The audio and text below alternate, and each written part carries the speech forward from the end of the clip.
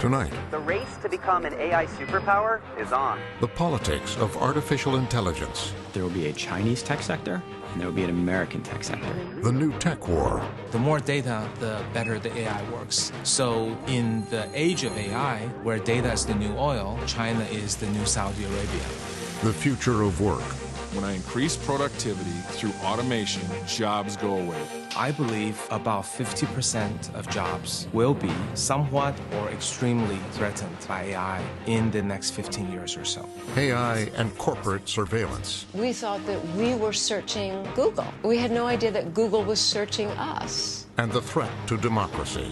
China is on its way to building a total surveillance state. Tonight on Frontline, It has pervaded so many elements of everyday life. How do we make it transparent and accountable? in the age of AI.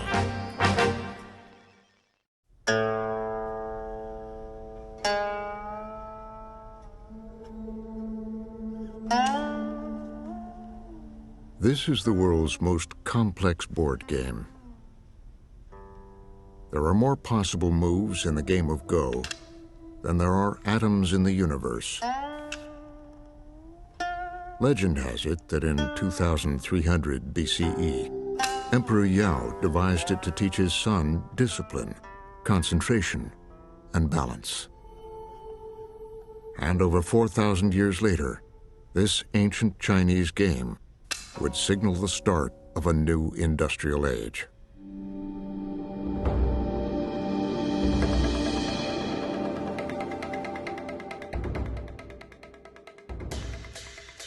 It was 2016 in Seoul, South Korea. Can machines overtake human intelligence? A breakthrough moment when the world champion of the ancient board game Go takes on an AI program developed by Google. 여전히 자신감은 있는 상태고요. 아무래도 역시 아직은 인간의 직관력이나 이런 감각들을 컴퓨터인 인공지능이 따라오기에는 약간 무리가 있지 않나 이렇게 생각을 해서 제가 꼭 In countries where it's very popular, like China and Japan and South Korea, to them Go is not just a game, right? It's like how you learn strategy. It has an almost spiritual component. You know, if you talk to South Koreans, right, and Lee Sedol is the world's greatest Go player, is the national hero in South Korea, they were sure that Lee Sedol would beat AlphaGo hands down. Google's AlphaGo was a computer program that, starting with the rules of Go and a database of historical games, had been designed to teach itself. I was one of the commentators at the Lee Sedol games. And yes, it was watched by tens of millions of people. Throughout Southeast Asia, this was seen as a sports spectacle with national pride at stake.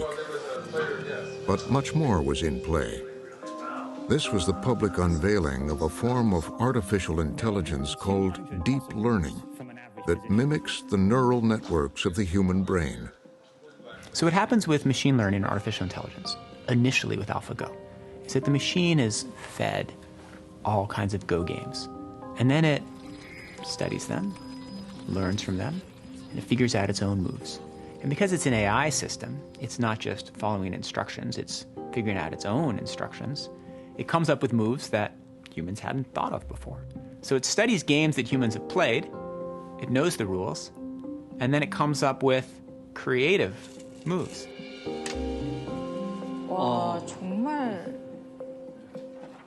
정말 생각지도 못한. That's a very surprising move. I thought it was a mistake. Game 2, Move 37. That move 37 was a move that humans could not fathom, but yet it ended up being brilliant and woke people up to say, wow, after thousands of years of playing, we never thought about making a move like that. Oh, he resigned. It looks like Lee Sedol has just resigned, actually. In the end, the scientists watched their algorithms win 4 of the games. Lee Sedol took 1. What happened with Go, first and foremost, was a huge victory for DeepMind and for AI, right? It wasn't that the computers beat the humans. It was that, one type of intelligence beat another.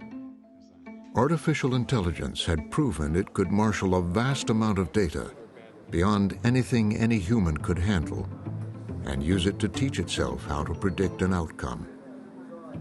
The commercial implications were enormous. While AlphaGo is a toy game, but its success and its waking everyone up, I think, is going to be remembered as the pivotal moment where AI became mature and everybody jumped on the bandwagon. This is about the consequences of that defeat. How the AI algorithms are ushering in a new age of great potential and prosperity. But an age that will also deepen inequality, challenge democracy, and divide the world into two AI superpowers.